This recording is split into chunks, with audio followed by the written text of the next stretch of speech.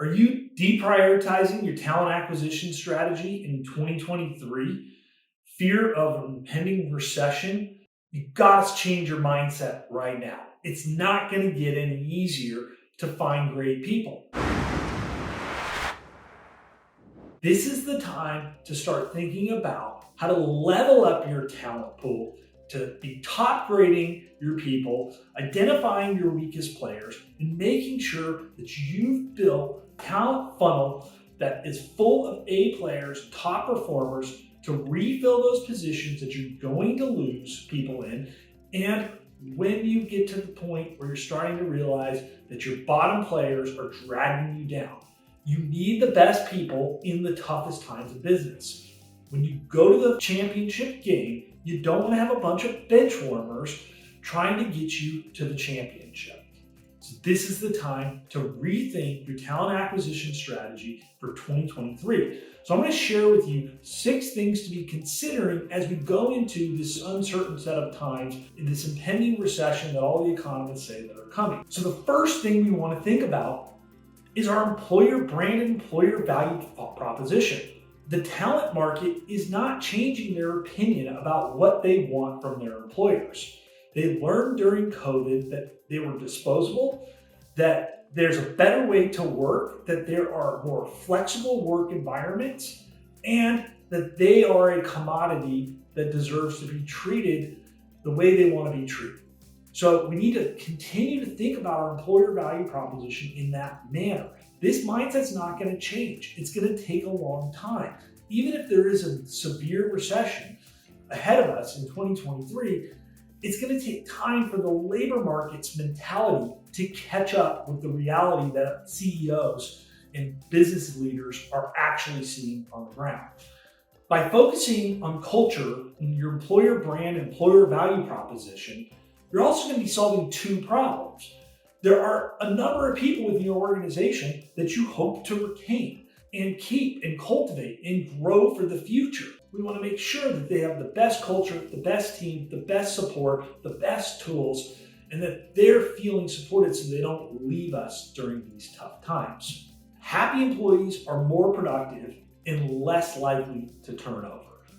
So this is the number 1 talent strategy for 2023 because it kills 2 birds with 1 stone. It sets you up to become an employer of choice and helps you retain the people that you already have. The second key tip for 2023 talent acquisition strategy is level up the quantity and quality of talent coming into your talent pool. How do you do that? You use employee referrals. This is the time to start leveraging all of the work that you've done to build a great company culture and employer brand. But you've got to start now. Start implementing your employee referral programs, get your systems, get your content, get your material, and start talking it up.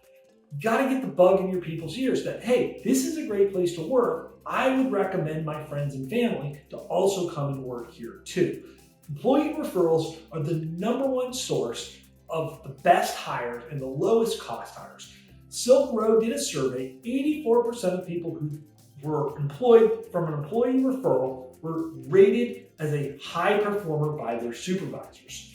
The cost of employee referrals is significantly less than even running an ad on Indeed. So it's an investment that is nearly free to make. It only takes time and steady, consistent communication and dedication to that employee referral program. So in 2023, make sure that you have the best employee referral program that you can, so when you need top performers, they'll be waiting in the wings for you. The third tip that I want to talk about is this trend towards deprioritizing recruiting at an organizational and an HR level. For the last couple of years, talent acquisition has been the number 1 priority for HR teams. In recent surveys, it's now hovering around number 5 or 6. Well, for all of you kind of sales gurus or folks that like me who grew up in the 90s, think about the always be closing line. We've always got to be recruiting. The best talent acquisition people in the world will always tell you, you've got to build a pool. You've always got to be recruiting. It's a never-ending thing. It goes back to what I talked about earlier. It's about nurturing a pool of really amazing, high-performing folks to build relationships with them for when the time is right, for them to leave their job, for you to capitalize on the best talent that's available out there when the time is right. So the fourth strategy that I want to talk about is making sure you have a strong performance management program in place. Why is it so important? Especially in these times where we're going to lean down, we're going to have hiring freezes, we're only going to be hiring to replace absolutely key roles, is because we need to have a pulse on the performance levels of everybody in our organizations. When times are tough, we need the best players on our team. If we start doing performance evaluations and performance management programs, and we realize that a third of the people on our team are C players at best, then you know you've got an impending problem. Also, you can begin to lay the groundwork to level up that talent. So you can either start to work on developing those C players, the ones that are culture matches, but maybe they're not as effective as you want.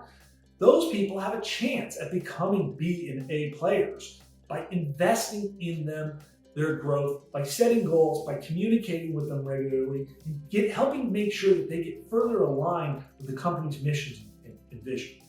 If they're a C or D player because they're not aligned with your culture match and they're not a strong performer, well, at the executive level, it might take you a long time to figure that out. If you start this process now, you'll start to see the trend. These 5 people continue to end up in the D and F player level.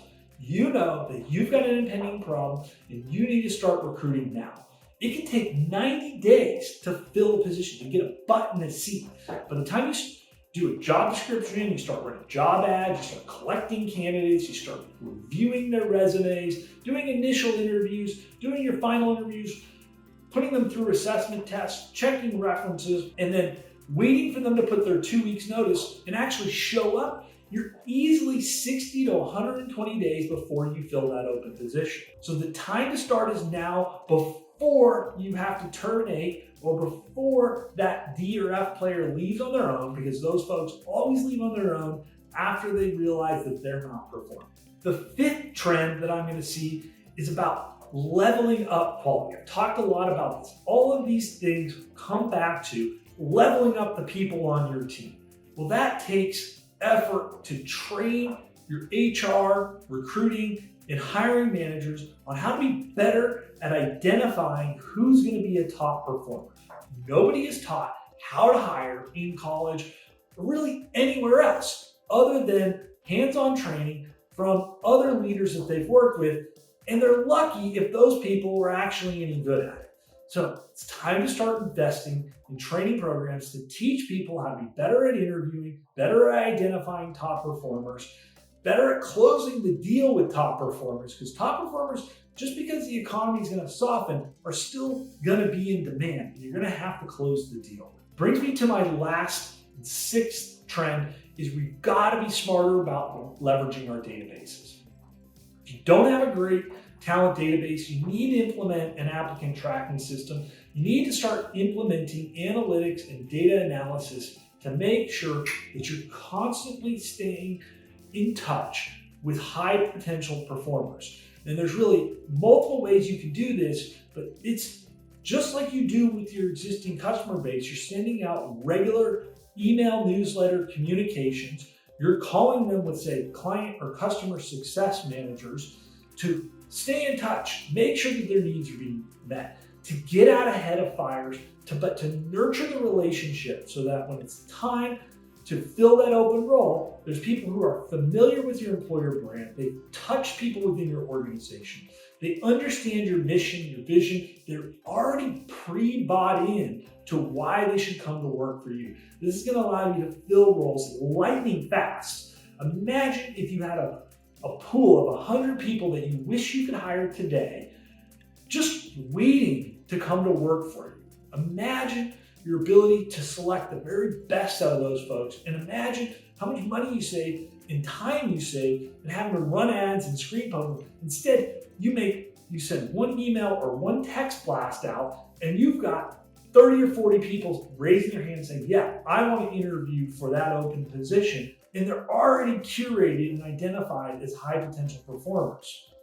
When you're talking about key executives or specialty talent, adding that extra personal touch with a phone call once a week or once a quarter, asking people to a coffee or a lunch to just build a relationship. Ask about their family, ask about their career accomplishments, get them talking about themselves.